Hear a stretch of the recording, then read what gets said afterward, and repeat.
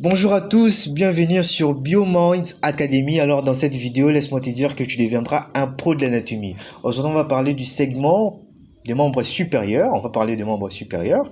Alors on va essayer d'expliciter de façon simple les différentes parties qui constituent le membre supérieur.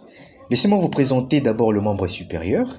Les membres supérieurs présentent 4 segments à décrire.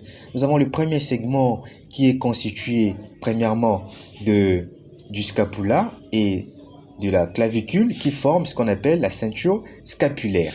Alors, nous avons également la présence du segment du bras. Il y a le segment du bras qui est là. Alors, le segment du bras n'est constitué que d'un seul os. C'est ce qu'on appelle l'humérus. L'humérus fait partie des os longs.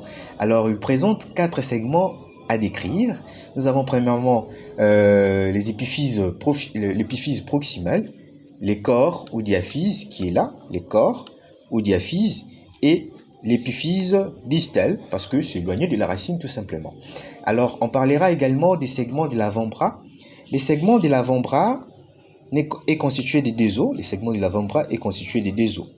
Alors il y a premièrement les radius à l'externe et les cubitus à l'interne, le cubitus ou ulna à l'interne, et nous avons les segments de la main. Les segments de la main présentent 3 parties. Il y a la région du poignet qui présente 8 os et il y a la partie, la région du poignet, la région propre de la main et la région du doigt.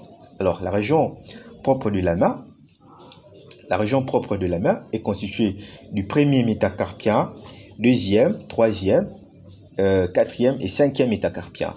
Alors nous allons d'abord parler de la région du poignet qui comprend l'os scaphoïde.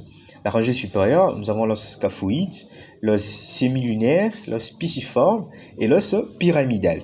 Alors la rangée inférieure, nous avons les trapèzes, nous avons les trapézoïdes qui est là, le grand os et l'os crochu. Alors nous arrivons à la région du doigt. La région du doigt comprend en fait 3 parties.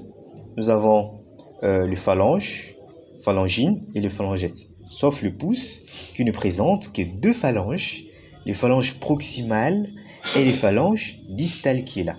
Alors on va essayer un peu d'expliciter quelques parties en profondeur. Nous avons premièrement ici l'acromion qui se situe au côté latéral. Et de l'autre côté, nous avons la grosse tubérosité qui est là, la grosse tubérosité. Et alors ici, il y a la présence de la colle. Il y a une colle qu'on appelle la colle anatomique.